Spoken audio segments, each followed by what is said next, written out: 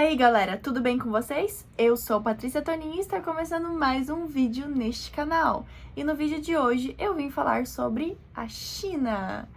Mais especificamente sobre modelar na China, como foi a minha experiência e no final eu vou dar algumas dicas para quem está prestes a ir para a China ou quem tem muita vontade de ir para a China ou aquela pessoa que não tem vontade, mas que surgiu a oportunidade e que tá considerando ir ou que já assinou o contrato. Porque pra mim foi assim, eu não tinha vontade de ir, eu não pensava em ir, mas apareceu a oportunidade e eu aproveitei essa oportunidade. Antes de eu ir pra China, eu estava na Coreia do Sul em 2022. A China estava fechada para todo o mundo naquele período. E ele tava com alguns rumores que daqui a 2 meses ia abrir. Várias russas que conviviam comigo na Coreia estavam falando sobre a China e sobre ir pra China. Eu ficava tipo, gente, vocês estão malucas, a China tá fechada e tá em pandemia, tipo, tava lockdown total. E essa amiga que eu acompanhava tinha alguns vídeos de pessoas chineses entrando nos apartamentos, pegando pessoas que estavam com Covid, colocando nos hotéis de quarentena e matando os cachorros. E aí aquilo eu fiquei com muito medo. Mas, ok, decidi ir pra China. Essa história da China eu vou contar pra vocês, porque eu nunca contei aqui no canal. Eu estava lá na Coreia do Sul e eu tava prestes a ir pro Japão. Eu já tava com o contrato fechado e eu tava com o visto pra ir pro Japão. E aí eu tive um sonho. Tive um sonho que eu dormi na Coreia e eu acordei na China. E eu ligava pra minha mãe e falava, mãe, eu não vou conseguir voltar a tempo do final de ano, não vou conseguir chegar tão cedo em casa, eu acordei na China.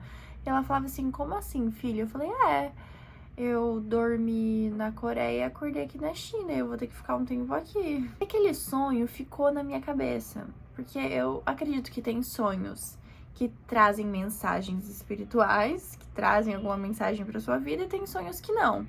E esses sonhos com algum significado, ele fica na sua cabeça, ele não sai, ele fica martelando.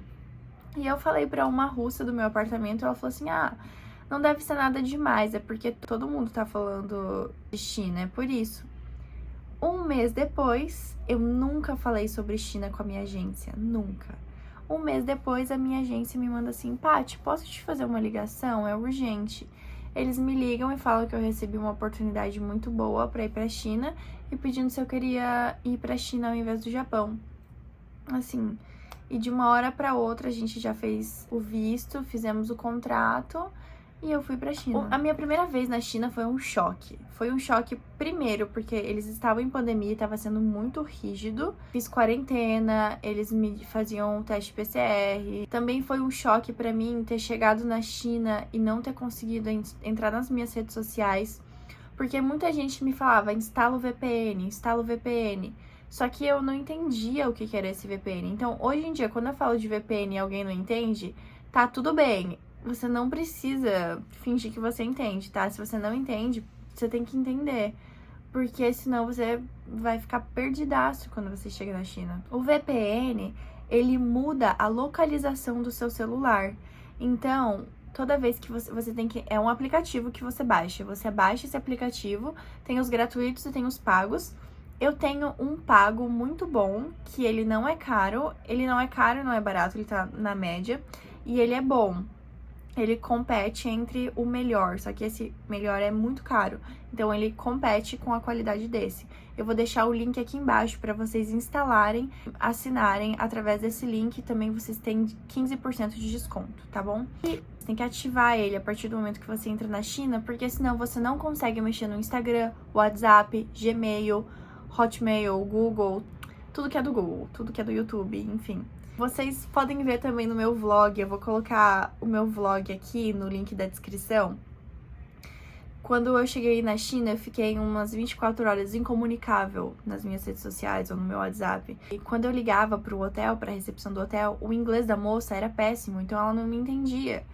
O meu inglês também não é do melhor, mas pelo menos eu consigo me comunicar, entendeu? Eu não tô falando mal do inglês dela, mas é porque ela não me entendia, e daí foi um sufoco. Tanto que eu cheguei a falar assim pra ela, eu pedi ajuda com a internet e ela falava que eu tinha que colocar... Quando aparecia pra logar pra internet, aparecia pra eu colocar o meu SIM card, que é o meu número de telefone, e eles iam mandar um código no número de telefone para daí eu validar a internet. E quando eu ligava, ela falava assim, use your phone number, your phone number. Aí eu falava pra ela, eu não tenho número de telefone, acabei de chegar na China. E daí ela ficou tipo, então não tem o que fazer. E daí eu falei, moça, se não tem o que fazer, então você pode ligar pra minha agência e avisar eles que eu tô bem e pedir pra eles avisarem minha mãe, porque a minha preocupação era com a minha família. Então eu queria que minha agência soubesse que eu cheguei na China e avisasse a minha família, porque fazia mais de 3 horas, 4 horas que eu tinha mandado a última mensagem, porque eu tava na Coreia e foram 2 horas de voo.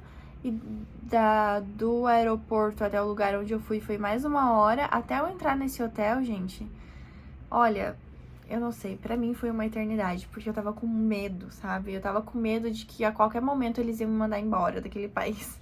Ou que, sei lá, eu acho que eu tava com medo deles matarem meu cachorro, sendo que eu nem tinha mais cachorro. Whatever. Agora falando do lado de um dos lados bons. Eu trabalhei muito na China, muito mesmo. Foi o país que eu mais trabalhei na minha vida. E serviu pra me mostrar a profissional que eu sou, sabe? Serviu pra me mostrar que eu sou forte, que eu entrego o que é proposto, que eu entrego mais, muitas vezes mais do que é o proposto, porque vários clientes, várias marcas que eu trabalhei, eles me recontratavam. Às vezes eu trabalhava 2 vezes por mês ou até mais com eles. E eles ficavam me pedindo pra eu ficar mais tempo na China. E além de tudo isso, eu trabalhava diariamente, frequentemente, e eu vi o tanto de força que eu tenho, sabe? Até então, eu sinto, até o meu pai falou que notou isso, eu sinto que eu cheguei uma menina na China e eu saí uma mulher.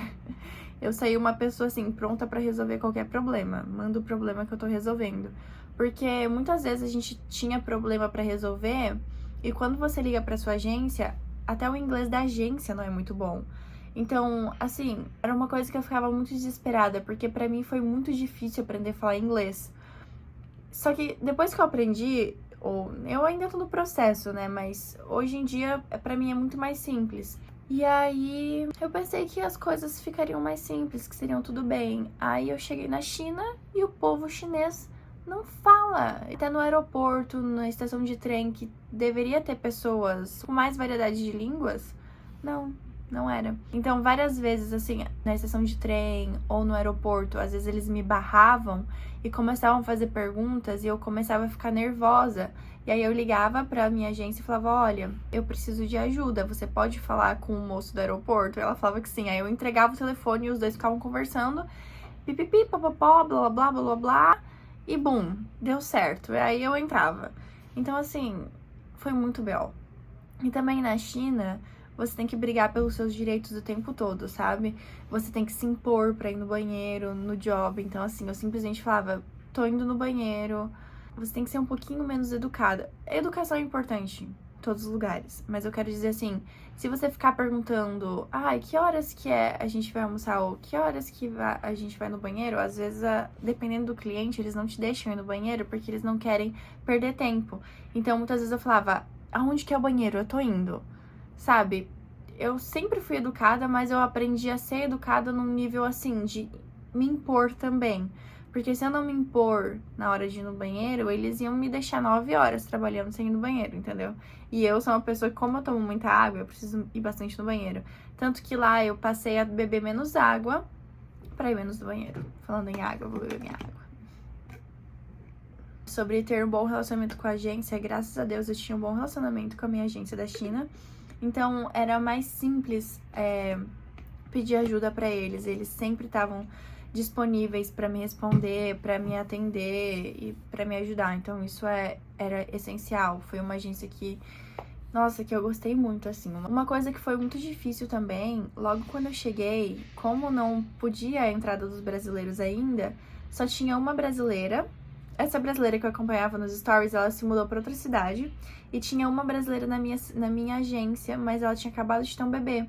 Então eu acabava visitando ela, mas era eu, ela e um bebê recém-nascido. E muitas vezes eu tava tentando ajudar ela a cuidar do bebê dela, sendo que eu não sei cuidar de bebê. Então tava duas pessoas perdidas tentando cuidar de um bebê. E às vezes eu ligava pra minha mãe, me ajuda e tal. Mas não era isso que eu queria contar. O que eu queria contar é que a maioria das pessoas que estavam na minha agência, dos modelos da minha agência naquele período, eles não conversavam comigo.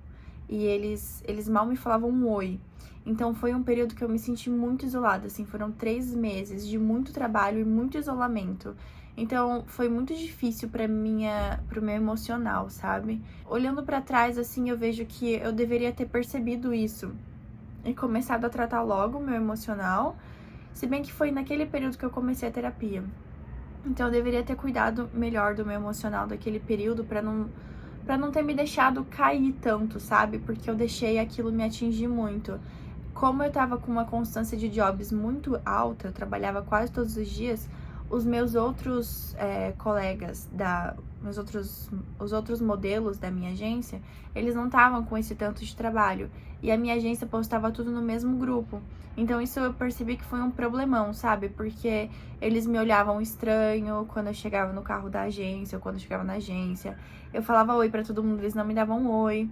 Só que eu não posso colocar a culpa totalmente neles, porque a China já tem uma vibe bem pesada, assim, um ar bem pesado. E todo mundo ali mexe muito com o ego, todo mundo é muito novo, todo mundo quer trabalhar. Então, assim, eu tenho até que uma empatia por essas pessoas, sabe? Trabalhar na carreira de modelo não é uma coisa simples.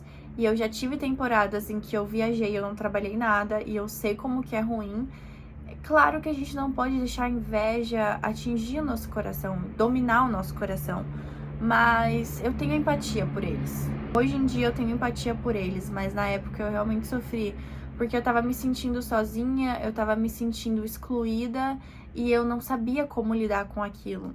3 meses depois que foi surgindo mais brasileiros, eu comecei a conhecer mais brasileiros também, e aí foi um pouco mais tranquilo, só que eu já tava muito esgotada, porque eu já tinha feito 3 meses na Coreia, de trabalhar, assim, 10 jobs por mês.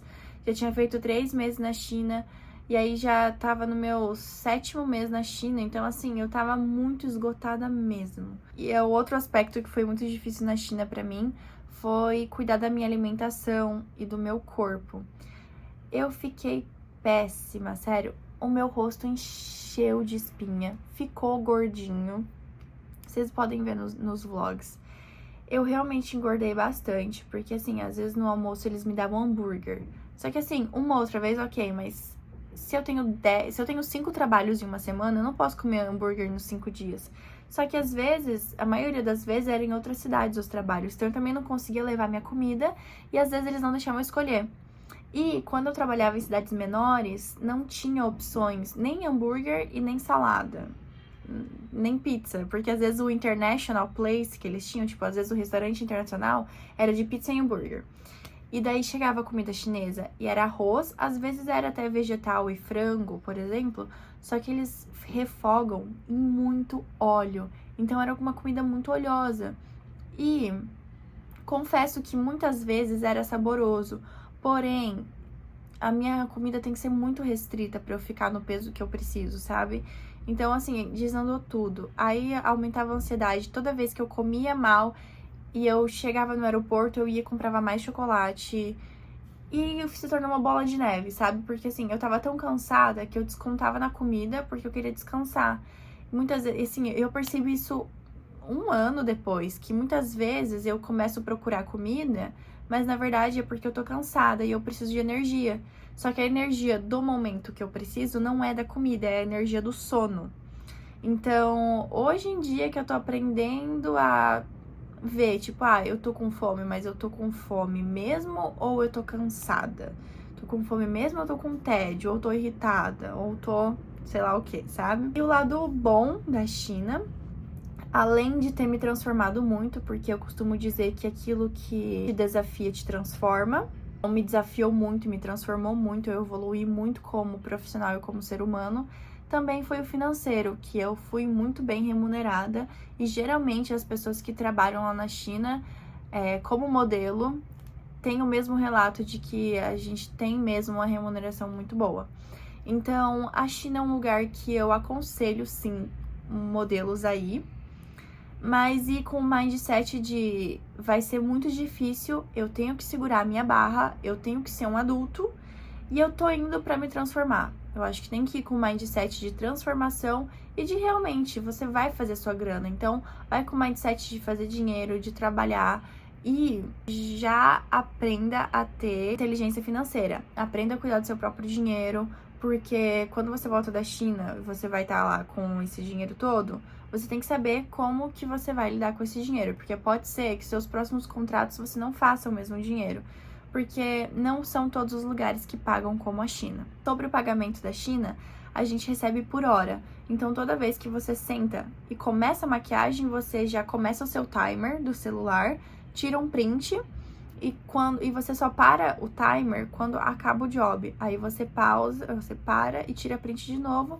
para mostrar pra agência quanto tempo foi. E depende de cada modelo e de cada job, o valor da hora varia. Então, daí você faz o valor da hora vezes o tanto de horas trabalhadas e esse vai ser o seu cachê.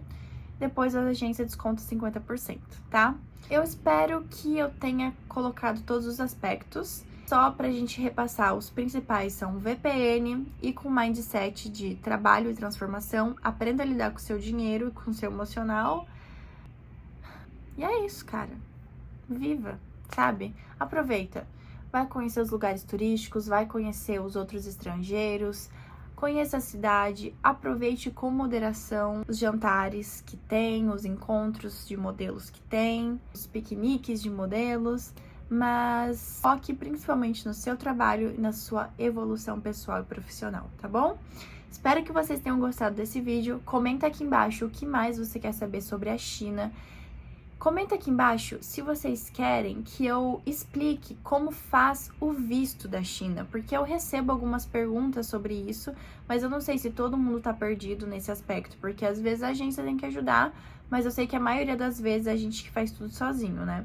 Então comenta aqui embaixo se vocês querem que eu faça um vídeo explicando como eu fiz o meu visto da China aqui em São Paulo. Um beijo e até o próximo vídeo. Tchau!